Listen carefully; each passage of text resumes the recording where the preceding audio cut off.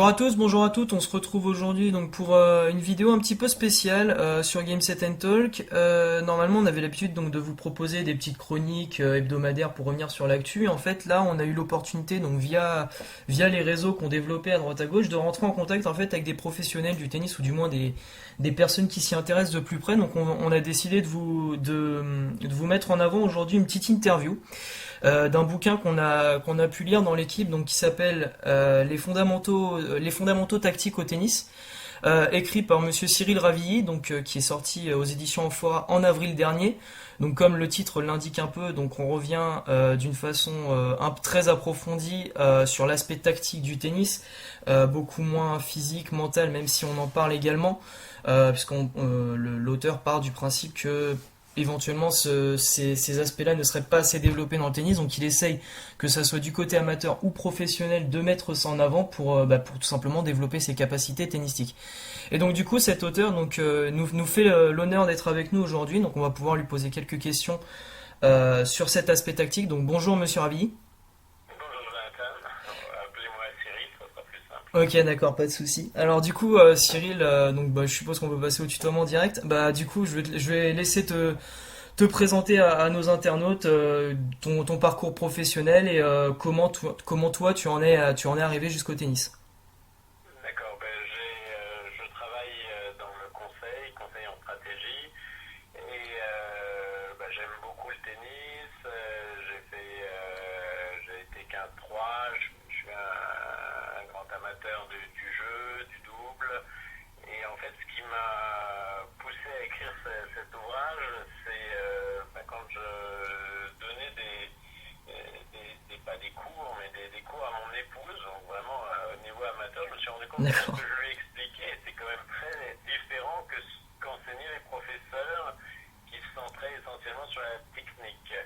Et donc, je me suis dit, il y a clairement matière à avoir une autre représentation du tennis, parce que le tennis, c'est un mix entre la technique, la tactique, le physique et le mental. C'est clair. Mais moi, j'ai toujours trouvé que la dimension tactique au tennis était insuffisamment développée, existait. Il n'y a pas le moindre ouvrage qui existait sur la tactique, alors que c'est quand même un volet qui est important. Il est par exemple très développé dans les sports collectifs, alors qu'au tennis on est tout seul sur sa chaise, et si dans un match on n'a pas au moins une vision assez large des différentes palettes, des différents choix et des différentes solutions qu'on peut apporter au jeu de l'adversaire, on peut se retrouver assez démuni, alors que c'est quand même un paramètre qui est important sur le résultat d'un match. C'est sûr. Et du coup, pour toi, ça vient d'où cet aspect tactique? Est-ce que c'est aux joueurs de se prendre directement en main et de mettre ça en place, ou est-ce que c'est vraiment la relation? Est-ce que pour toi, ça viendrait plus, cet aspect-là doit plus être mis en avant par le coach ou par le joueur? Tout le monde n'a pas la chance nécessairement d'avoir un coach. C'est sûr que ça fait aussi partie de la dimension du coach, c'est d'aller voir les adversaires, d'identifier les différentes solutions face au jeu de l'adversaire. Mais dans l'essentiel des matchs, même jusqu'à un niveau assez élevé, on est tout seul. Donc avoir réfléchi à la question, savoir ce qu'on peut faire en fonction de son jeu et du jeu de l'adversaire, est une dimension qui est très importante. Et on s'aperçoit que même au plus haut niveau, quand on regarde les échanges, il y a jusqu'à 15% des points qui sont perdus sur des grosses fautes tactiques. C'est-à-dire un joueur qui va jouer en fond de cours, long de ligne, sans avoir l'intention de faire mal ou de faire un point gagnant, d'emblée, il se met en difficulté tout seul parce que il ouvre le cours à l'adversaire. L'adversaire peut jouer un coup croisé, donc qui est structurellement moins risqué parce que il a plus de longueur, la balle, le filet est plus bas, et puis surtout, il n'est pas dans une bonne position de replacement. C'est-à-dire qu'à partir du moment où il joue croisé pour se replacer, il va avoir juste 1 ou 2 mètres à faire, Hmm. alors que quand il joue long de ligne, pour se replacer, il va avoir 6 ou 7 mètres à faire. Et on s'aperçoit que il y a 80% des fautes qui sont faites quand le joueur se déplace de plus de 3 mètres. Donc quand on se met tout seul dans une position où on va avoir à courir, on multiplie le risque d'erreur Hmm. sur le coup supplémentaire. Ça ne veut pas dire qu'il faut jamais jouer en ligne, mais ça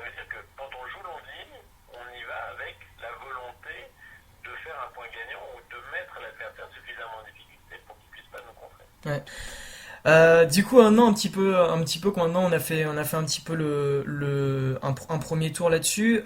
J'aimerais savoir, toi, comment tu t'y es pris, quels ont été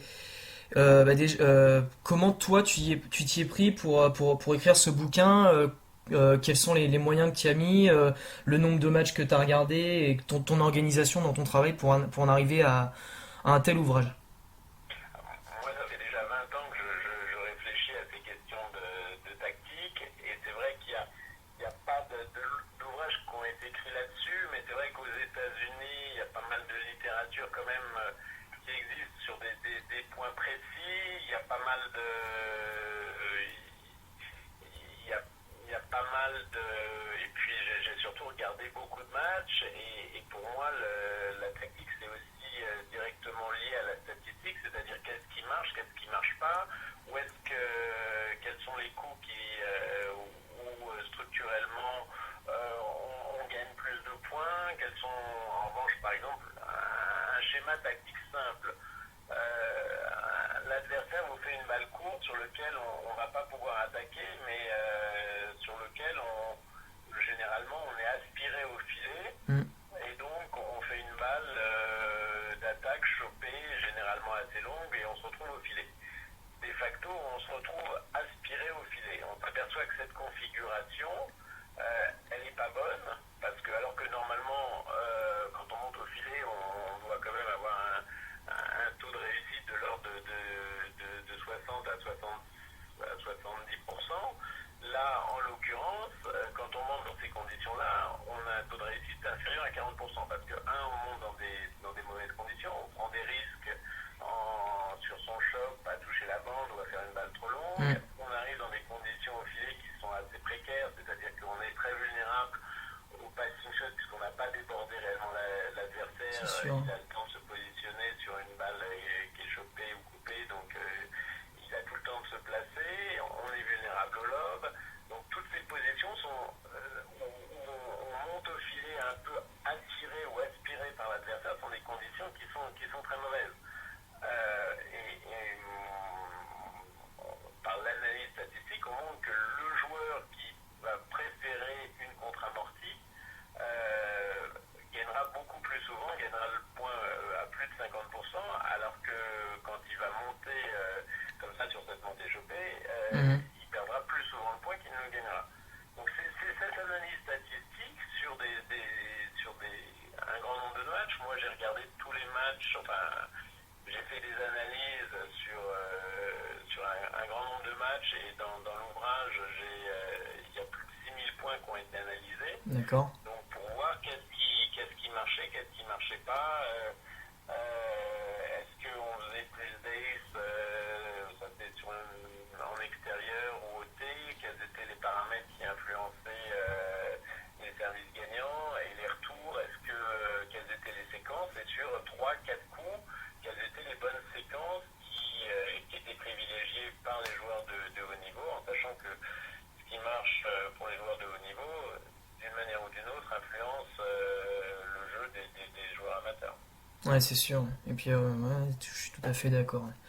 Et du coup, un petit peu est-ce que, bah, déjà, une première chose, quand tu es devant des matchs, justement, et que tu prends le temps d'analyser, est-ce que malgré tout, t'arrives quand même, parce que moi je connaissais aussi dans d'autres sports beaucoup de gens qui prenaient le temps aussi d'intellectualiser énormément les matchs qu'ils regardaient. Est-ce que malgré tout t'arrives quand même à garder cette sensation de plaisir et d'excitation quand t'es devant ton match, ou est-ce que t'es vraiment focus à 100%, enfin énormément sur cet aspect tactique? Bah, en fait, je les enregistre, D'accord. ce qui me permet de revoir les points et de pouvoir prendre les parties qui m'intéressent. Moi, l'idée, c'était que toutes les statistiques que je fasse soient recensées par moi-même pour éviter tout biais, parce que suivant la manière dont les gens font les statistiques, on n'a pas tous les mêmes résultats, et quand c'est deux, trois personnes qui prennent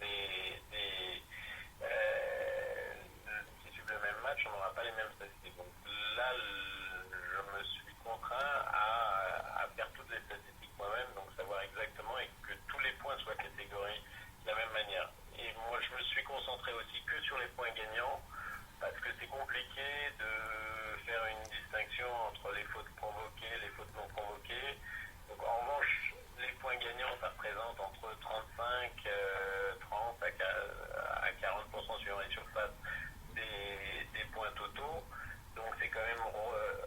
représentatif de l'ensemble d'un match. Mhm. La loi des grands nombres fait que si tu as eu des statistiques pertinentes sur les points gagnants, tu les auras aussi Sur sur les fautes provoquées, ouais. les fautes non provoquées, sur les fautes Fautes directes. provoquées. Ok. D'accord. Du coup, maintenant, je vais te poser une question un petit peu plus globale. En fonction de toi, ce que tu as vu avec cet aspect tactique, qui pour toi donc est assez, est parfois assez sous-coté et quand même ultra important dans le jeu. Qu'est-ce qui fait pour toi un joueur complet, que ça soit sur tous les plans, parce qu'on rappelle donc il n'y a pas forcément que la tactique. Qu'est-ce qui est pour toi un joueur complet de nos jours? Pour moi, un joueur complet, c'est un joueur qui est capable de varier son jeu et de varier ses coups. Ça veut dire qu'il va avoir un joueur assez polyvalent et capable de s'adapter. Parce qu'en face, il y a différentes catégories de joueurs. Il y a des joueurs qui jouent en cadence, il y a des punchers, il y a des joueurs qui font service volé, il y a des remiseurs, il y a des contreurs. Et donc, chaque joueur va avoir ses spécificités propres aussi. Mais il faut qu'en fonction du type de jeu de l'adversaire, il soit capable de varier et de s'adapter. Parce qu'il y a des choses qui vont marcher, il y a des choses qui ne vont Hmm, pas marcher. tout à fait. Ouais. Il faut qu'au cours du match, il arrive à ressentir ce qui marche et ce qui ne marche pas, tout en conservant ses propres forces. Et donc la capacité à varier, c'est justement l'un des éléments essentiels de pouvoir mener un jeu tactique. Si on n'est pas capable ou si on n'arrive pas techniquement à faire une amortie, ça réduit quand même considérablement son champ tactique. Tout à fait. Ouais, ouais. Et bah, c'est vrai que on en parle pas forcément assez, parce qu'après c'est vrai que quand on va affronter un joueur, on voit beaucoup de joueurs qui s'entêtent entre guillemets dans un seul schéma qui va peut-être durer sur un set et demi. Et derrière, on voit que bah, rapidement, aux alentours du milieu du deuxième set ou dans ces endroits-là, le joueur adverse va commencer à tout doucement à s'y habituer. Et le match tourne très souvent d'ailleurs dans ces endroits-là vers fin de deuxième set. On se rend compte, fin de deuxième et fin de quatrième, lorsqu'on est dans des grands chelems, on se rend compte rapidement que c'est vers ces endroits-là où vraiment une grande partie des matchs tournent ou ne tournent pas justement. C'est cette capacité justement, comme tu dis, à s'adapter au jeu adverse. C'est Euh, c'est très juste, parce que quand quelqu'un a une arme qui fonctionne bien, il a tendance à en user, en abuser. ouais, Résultat, au bout d'un certain temps, l'adversaire va trouver des solutions. Quel que soit son niveau, il va trouver des solutions et cette arme va moins marcher. Alors que tu peux parfaitement savoir que cette arme fonctionne, continuer à varier ton jeu et te servir de cette arme dont tu sais être très efficace pour les points essentiels. ouais, Et là, tu vas pas avoir ce blocage en fin de deuxième set parce que l'adversaire commence à trouver des solutions et ton jeu est plus prévisible. Alors que si tu continues à varier ton jeu tout en sachant quelles sont les armes qui fonctionnent et pour t'en servir à bon escient et sur les points qui sont critiques, là c'est un atout qui est formidable. c'est clair. Du coup, maintenant, switcher un petit peu, parce que bon, tu cites dans ton ouvrage, donc on vous le mettra directement sur l'écran, donc les 10 règles, les 10 règles essentielles pour la tactique au tennis. Et justement, selon toi, ces règles-là, elles sont valables tout le temps, ou est-ce que, bien sûr, est-ce que pour toi, ces 10 règles-là, ce que t'as ressorti, c'est pour toi, est-ce que tu pars du principe que ces règles-là fonctionnent bah, j'ai envie de prendre deux paramètres. Déjà sur toutes les surfaces. Et deuxièmement sur le gaucher ou droitier. Je pense qu'elle s'applique très généralement et qu'elle s'applique aussi bien au gaucher qu'au droitier. Alors, le tennis est un jeu symétrique, donc il n'y a pas de. Quand on joue, quand on joue sur une volée, il est préférable de la jouer croisée court.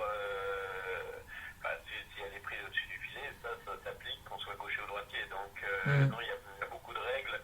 Le tennis, c'est aussi un jeu qui tient compte de la géométrie du terrain. Le filet est un peu plus bas au milieu, il est un peu plus haut à l'extérieur. Sur les côtés, ouais. Quand on joue longiligne et quand on joue croisé, on a 1m40 de plus. Quand on est sur un angle et qu'on joue longiligne, on fait beaucoup plus de fautes, ne serait-ce que de longueur, parce qu'en diagonale, on a 1m40 de plus. Toutes Ouais, les c'est sûr. fautes qui sont inférieures à 1m40 sur une attaque longiligne, elles ne seraient pas fautes si elles étaient jouées croisées. Donc là, c'est de la géométrie, ça s'impose. La balle a un poids, elle a une certaine gravité, donc elle met un certain temps pour redescendre, indépendamment de sa vitesse. La balle, elle va prendre un certain temps pour descendre. Donc il y a par exemple, si on joue à plat, il y a des vitesses où techniquement la balle ne peut pas à la fois franchir le filet et rester dans les limites du cours. Donc ça, il y a des lois physiques qui s'imposent aux joueurs de tennis. Donc quoi qu'il arrive, on doit en tenir compte. Ok. Ouais, ok, ouais, c'est vrai. Après toutes ces choses-là, c'est vrai qu'on prend pas forcément le temps d'y faire gaffe devant l'écran, mais après faut pratiquer. Je pense qu'une fois que tu pratiques, tu t'en rends plus facilement compte. Mais c'est vrai que en tant que spectateur devant l'écran, toutes ces choses-là, on prend pas forcément le compte on prend pas forcément toute l'importance qu'elles ont, quoi. Mais par exemple, oui, la même balle frappée dans la même direction à 100 km/h, si elle est liftée, elle sera 1 mètre plus courte. En revanche, si on est en altitude, cette même balle frappée à 100 km/h, si on est par exemple à Mexico à plus de 2000 mètres d'altitude, Hmm. elle sera 1 mètre plus longue. Donc, parce qu'il y aura moins d'oxygène, il y aura moins de frottement. Et donc, par exemple, on s'aperçoit que les tournois qui sont par exemple à Quito ou Bogota sont gagnés par un profil de joueurs, souvent expérimentés, qui se rendent compte que finalement, si la balle sort, c'est pas parce qu'ils jouent pas bien, c'est juste parce que il y a moins de frottement et donc qui s'adaptent davantage et qui ont plus d'expérience pour s'adapter à ces conditions qui sont des conditions de jeu qui sont différentes. Ouais. On passe le bonjour à Estrella Burgos qui du coup lui sait très bien gérer ça. C'est reconnu, enfin il n'y a pas que lui. Ah ouais. Mais En genre d'expérience, bon, c'est clair, je sais plus quel âge il a, mais bon, ok, donc lui pour le coup, donc il arrive, c'est clair. Et puis même Nadal lorsqu'il avait repris la terre battue cette année, il avait rencontré pas mal de galères aussi là-dessus. Donc mais c'est effectivement, il y a des choses on ne s'en rend pas bien compte, mais même effectivement, même Madrid, qui est quand même à 600 mètres d'altitude, les joueurs, on voit clairement une différence. Et donc, c'est des paramètres dont il faut tenir compte. ouais. Ok, du coup maintenant qu'on a fait on a fait pas mal de briefs déjà sur ce côté tactique et sur les paramètres qui font changer cette tactique. Moi j'aimerais un petit peu avoir ton avis global sur ce que, pas forcément bâcher tous les joueurs, mais lorsque tu prends cet œil tactique, est-ce que tu sautes sur ton canapé lorsque tu vois par exemple des choix choisis par les joueurs? Quel regard tu portes sur le tennis actuel? Je pense par exemple à une interview qu'a donnée Tony Nadal à l'équipe en mai dernier, à l'occasion de Roland pour Rafa, qui disait que lui en tant que spectateur ne prenait plus beaucoup de plaisir sur le tennis actuel. Il trouvait que c'était vraiment du tennis boom boom, je reprends ces termes. Toi qui essayes d'avoir un œil très critique sur le jeu, est-ce que tu es d'accord avec ces propos et quel regard tu portes sur le tennis actuel?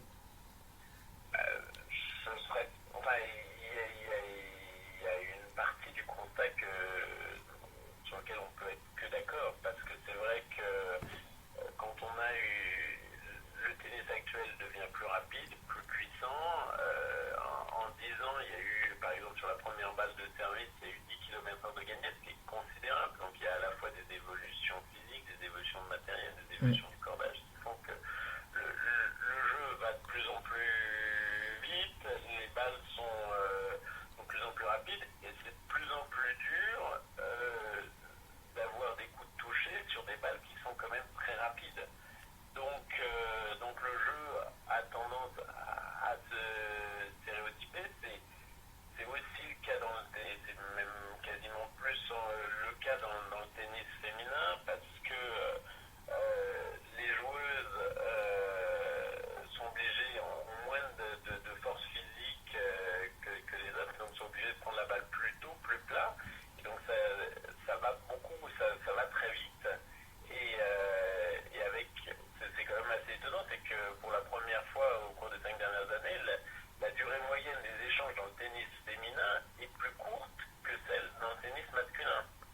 D'accord. Et c'est lié à quoi ça? C'est que les femmes ont. Il y a une étude qui a été faite récemment, enfin il y a quelques années, qui montrait que les femmes avaient 67% de la force musculaire des hommes dans les muscles du bas du corps, D'accord. mais que 54 au niveau du haut du corps. Donc c'est-à-dire que bah, toute chose égale par ailleurs, elles couraient plus vite, proportionnellement plus vite que les hommes par rapport à leur capacité à déborder l'adversaire. Donc, toute chose égale par ailleurs, on devrait s'attendre à ce que les échanges soient beaucoup plus longs chez les femmes, puisque C'est sûr, elles ouais. sont plus rapides proportionnellement aux Hmm. hommes et elles tapent moins fort proportionnellement aux hommes.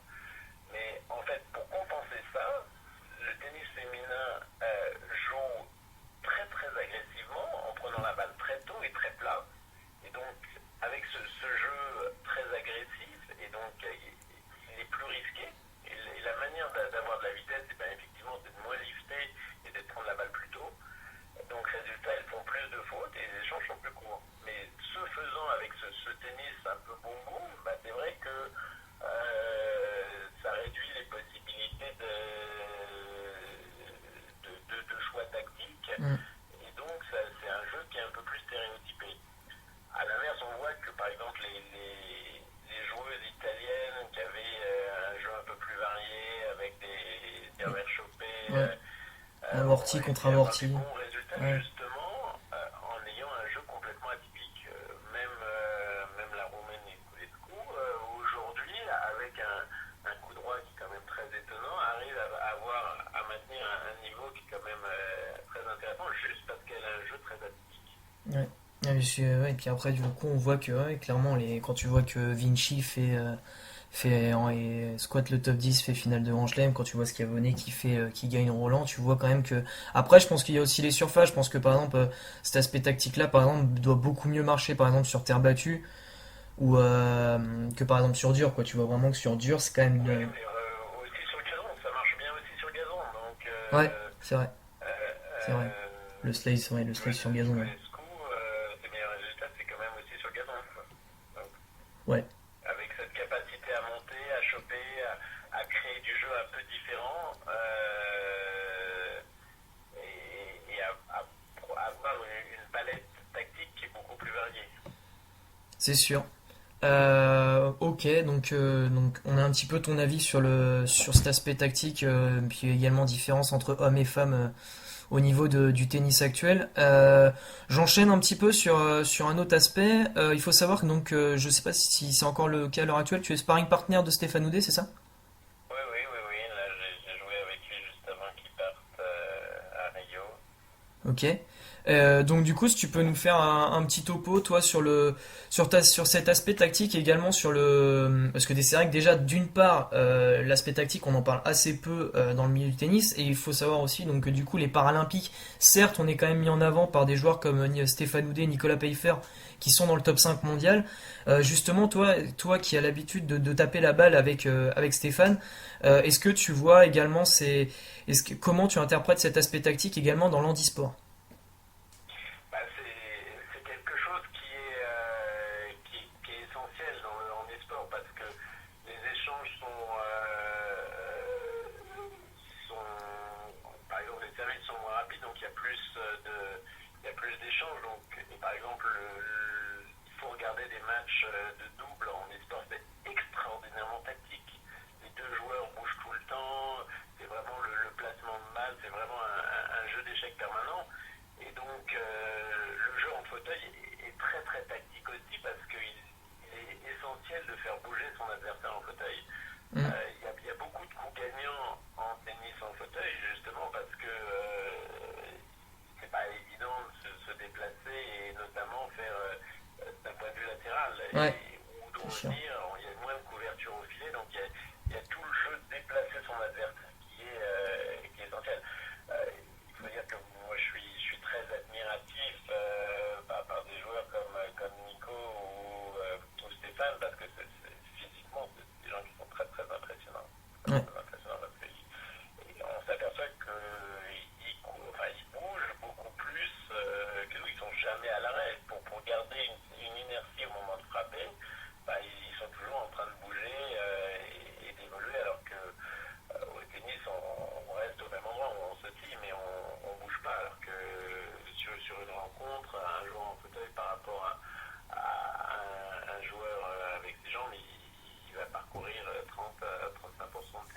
Ouais, c'est sûr.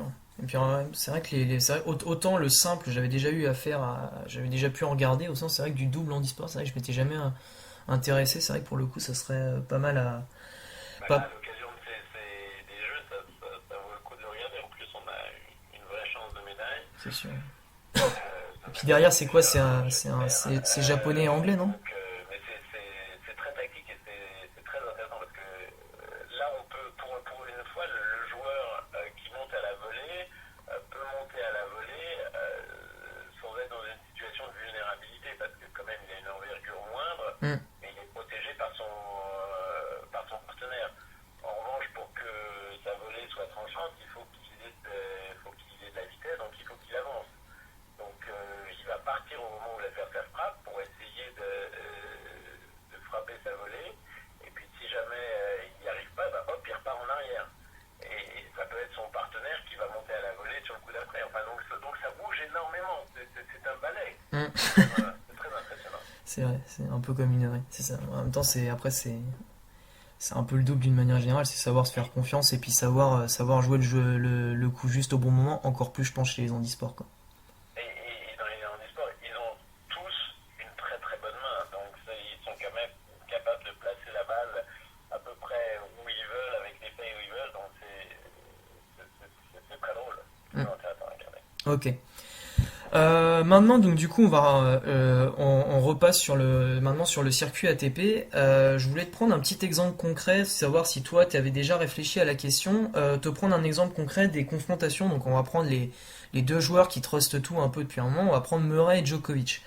On loue très souvent pourtant l'aspect tactique de Murray qui est très souvent repris à droite à gauche sur les sites et sur les forums. On considère Murray comme un joueur ultra bon tactiquement. Je pense par exemple à son enchaînement amorti-lob qu'il est un des rares à faire d'ailleurs avec Djokovic. Djokovic, dès qu'il fait une amortie, c'est quasiment qu'il fait un lob derrière.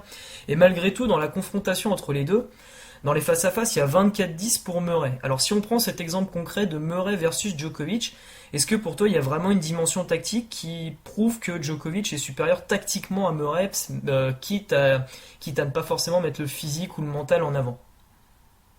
Non, je pense qu'Andy Murray est meilleur tactiquement que Djokovic. Et s'il y a 24-10, c'est pas lié à un problème tactique, c'est lié juste à un problème mental, à un problème enfin, de physique ou un problème de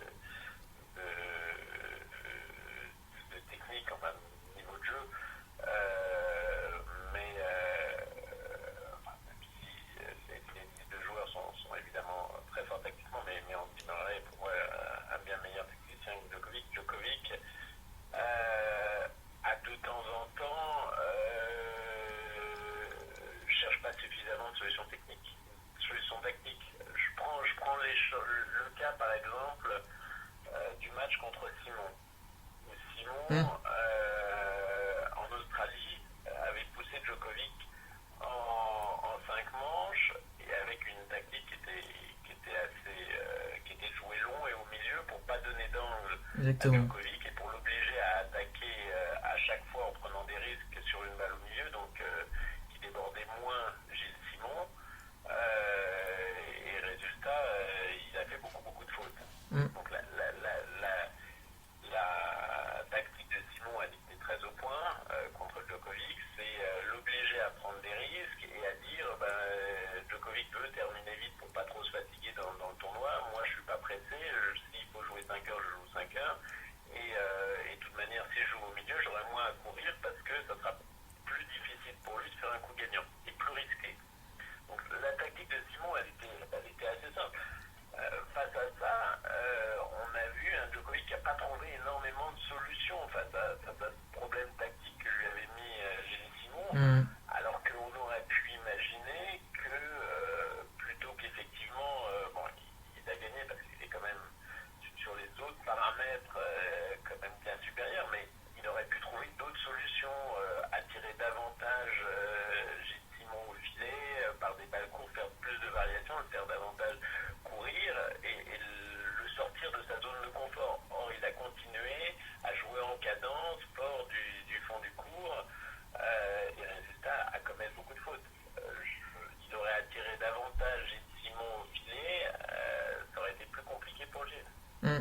D'ailleurs, en plus, il me semble que c'est pas sur ce match-là, d'ailleurs, que ben justement, il avait tenté quelques amortis. Il y avait quelqu'un dans le public en interview post-match qui lui avait dit Never make drop shot again, et Joe Cole l'avait entendu dans le public. Il fait OK, c'est noté.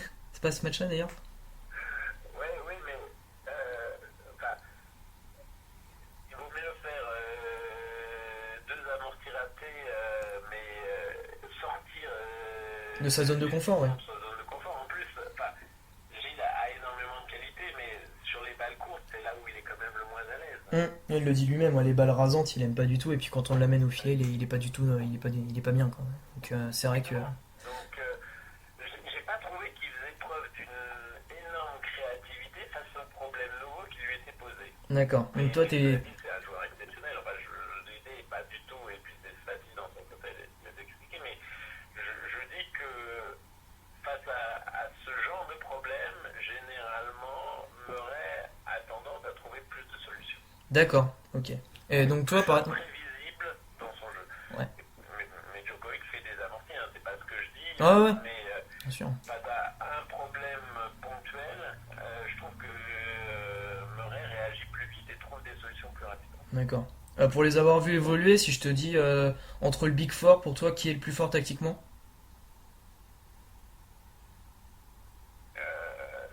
Dans le Big Four, c'est Murray qui est plus fort. Ok.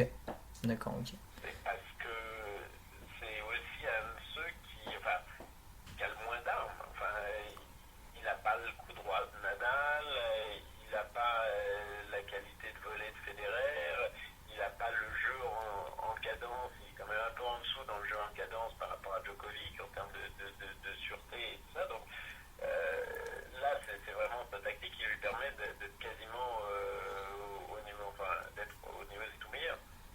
D'accord. Et ça joue vraiment en marginal, mais Et pour toi, donc du coup, Murray est l'exemple type du coup de comme quoi la tactique ça marche au haut niveau, quoi. Enfin, c'est quand même primordial au haut il niveau, a quand quoi. même plus d'armes que moi. Moi, je dirais Simon il y a quelques années ou un Goffin aujourd'hui sont plus des exemples de vrais tacticiens parce qu'ils ont moins d'armes que Murray. Il est capable quand même de sortir des services gagnants. Il a un service enfin, une première balle qui est de bonne qualité. Il a plus d'armes, toutes choses égales par ailleurs, qu'un Simon ou qu'un Goffin. Et ceux-là s'en sortent aussi avec aussi un sens tactique très juste. D'accord. Ah non, Même si par exemple Simon va pas faire énormément d'amortis, mais en revanche il va toujours mettre la balle au bon endroit pour éviter d'être débordé le coup d'après quoi. Donc c'est très intéressant enfin, de le voir jouer, notamment sur terre, parce que avant même qu'il frappe, on dit quelle est la bonne zone à jouer et la balle elle ira toujours dans cette zone. d'accord. Ah non, c'est intéressant. Après, c'est comme tu dis. Après, ça serait éventuellement. Après, faut le temps de revoir, reprendre. Faut le temps de se revoir les matchs. Mais c'est vraiment. Mais C'est très très intéressant à suivre en tout cas. Mais après, si tu regardes, enfin, il n'y a pas que des joueurs qui sont des remiseurs ou des contreurs qui sont des bons tacticiens. Tu peux avoir quelqu'un comme Stepanek qui, pour moi, a un vrai sens tactique et qui a un jeu offensif. Même quelqu'un comme, bon, aujourd'hui, qui marche, qui a plus de difficultés, mais comme Jerzy Janowicz, a un sens tactique qui est assez développé parce qu'en faisant des variations sur l'adversaire en jouant vraiment des quatre coins du terrain. Quoi. Il est Ouais. capable de faire une amortie courte, une balle très longue, profonde, et profiter de l'ensemble de la géométrie du terrain. Et pour faire quoi l'adversaire, on ne court jamais plus qu'une dizaine de mètres au tennis. Donc Mhm. plus on varie et on trouve des angles, plus on fait courir l'adversaire. Ouais. Et puis du coup, bah après, deux petites questions avant de refermer du coup cette interview. Pour revenir du coup rester un petit peu sur ce profil de joueur. Je vois par exemple on va je vais pas forcément te demander qui pour toi est mauvais tactiquement, mais reprendre un style de joueur par exemple comme les Isner et Raonic, auxquels on reproche énormément de n'avoir qu'un style de jeu. Si je prends par exemple Raonic, ça serait gros service, ensuite je pivote, je prends mon coup droit sur les trois quarts du terrain, et j'essaie de jouer, il joue les trois quarts du temps croisé, et de temps en temps il vient finir à la volée.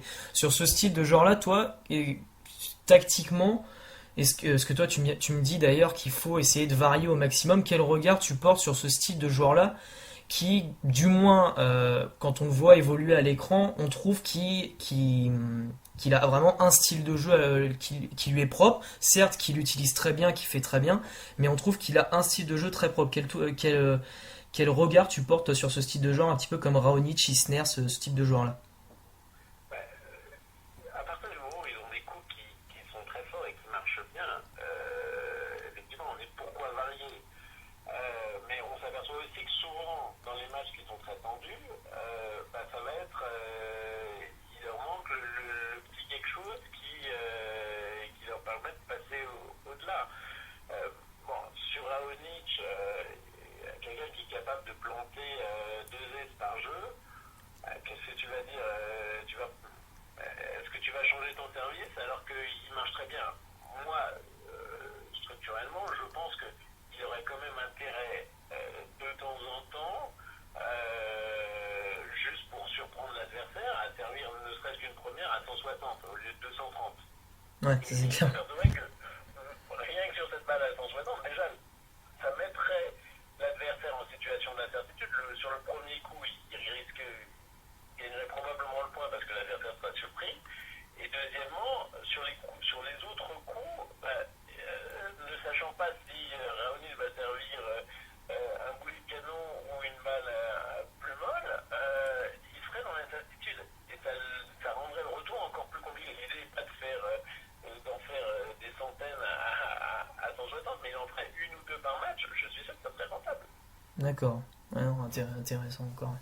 Je pense que moi ça me va un petit peu au niveau de cet aspect tactique.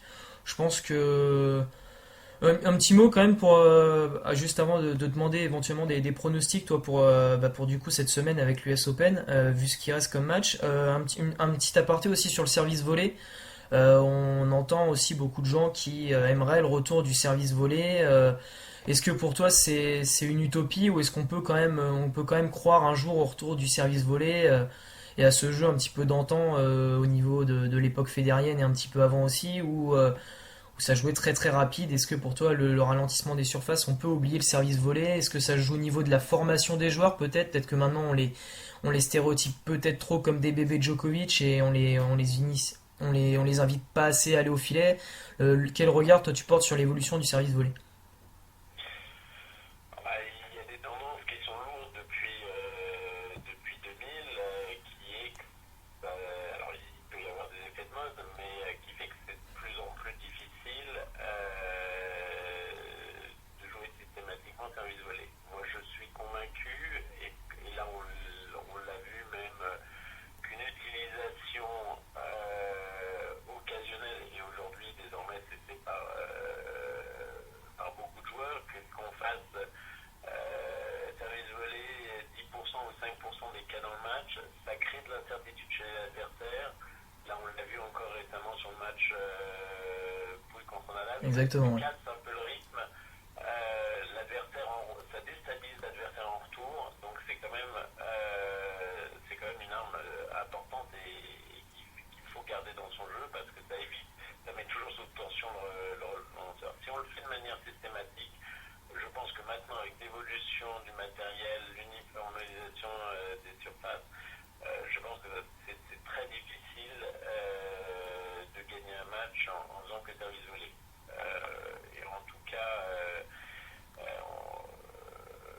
Et en deuxième balle, c'est désormais complètement exclu. D'accord, ok. Du coup, avant de refermer cette interview, je vais te demander, parce que bon, on est avant tout fan de tennis, on est fan de tennis avant tout. Quel, euh, quel regard tu portes un petit peu sur cette US Open, et tes pronostics un petit peu pour ce jour de demi-finale, parce que là on enregistre, on est vendredi, donc tes pronos, et puis est-ce que tu as bien profité est-ce que déjà tu as eu le temps de regarder les matchs d'une part, et Ouais. puis est-ce que tu as bien aimé ta Alors, quinzaine, quoi? l'avantage quand on travaille, c'est que l'Australie Ouais, C'est c'est un gros ça, avantage. exactement. C'est un peu préjudiciable au sommeil, mais c'est quand même un avantage. Euh, Moi, je t'attendais à dire que les demi-finales de l'US Open, on les a eues il y a 3 semaines à Toronto. Il y a eu des résultats qui étaient clairs. Et il n'y a pas de raison que les résultats soient très différents sur des matchs en 5-7. Donc, je verrai les mêmes résultats qu'à Toronto. D'accord, ok. Ah, Voilà. Donc, mais j'espère que Gaël, moi j'avais dit que Gaël au début de l'année serait numéro 1 française. Rapidement, ça a été un peu plus long que prévu parce qu'il a eu notamment son virus qui l'empêchait de jouer à Roland Garros. hmm. Mais c'est clair que C'est quand même une grosse année quand même. Finir, il va sûrement en bas en c'est plus une avec. grosse année et puis il a un jeu qui est en soi très très gênant, qui est capable de marquer beaucoup de points sur le service, des points gratuits sur le service, et avec des qualités de remiseur qui sont très fortes. Donc c'est quand même dans le mix des jeux, je pense que c'est une très bonne solution. Enfin, Ok. Non, bah en plus, ouais, mon fils qui dispute entre guillemets que deux grands chelems de l'année et puis qui, avec la descente de Federer, va sûrement aller au Masters et puis finir aux alentours de 6-7e mondial, c'est clair que il fait une grosse année. Euh, Bah du coup, bah, je te remercie pour toutes ces réponses. Je pense qu'on était assez merci complet. Game C'est un Talk parce que c'était un vrai plaisir d'échanger avec vous, c'est un plaisir de vous écouter et puis je trouve que c'est vraiment une émission rafraîchissante. Donc bravo à ce que vous faites. Bah d'accord, bah merci, c'est bien noté. Bah, on a bien senti de toute façon qu'on voulait se lancer quelque chose de nouveau. Donc si on a l'appui de personnes qui connaissent bien le tennis au moins, c'est bon à savoir. Donc on rappelle avant de refermer cette interview, donc Cyril Ravilly, donc les fondamentaux tactiques au tennis, aux éditions Amphora qui est paru en avril dernier. Vous pouvez aller voir, donc on vous mettra tous les liens. Donc il me semble qu'il y a une page Facebook aussi. Oui, oui, il y a les fondamentaux tactiques sur Facebook. Donc on vous mettra tous les liens en rapport avec ce livre en dessous dans la description. On vous hésite, bah, hésitez pas tout simplement à l'acheter si vous êtes amateur de tennis, parce que ça, comme on ne cesse de le répéter, on prend des exemples de professionnels. Et puis bah, qui dit exemple de professionnel, ça s'applique de facto aussi au circuit amateur. Donc n'hésitez pas à l'acheter. Et puis bah, nous, bah, Cyril, on te remercie une dernière fois. Et puis on se dit au plaisir, hein. À bientôt, au revoir. Au revoir. Merci. Ciao tout le monde. Allez, on va refermer ça. Ah, c'est intéressant, hein.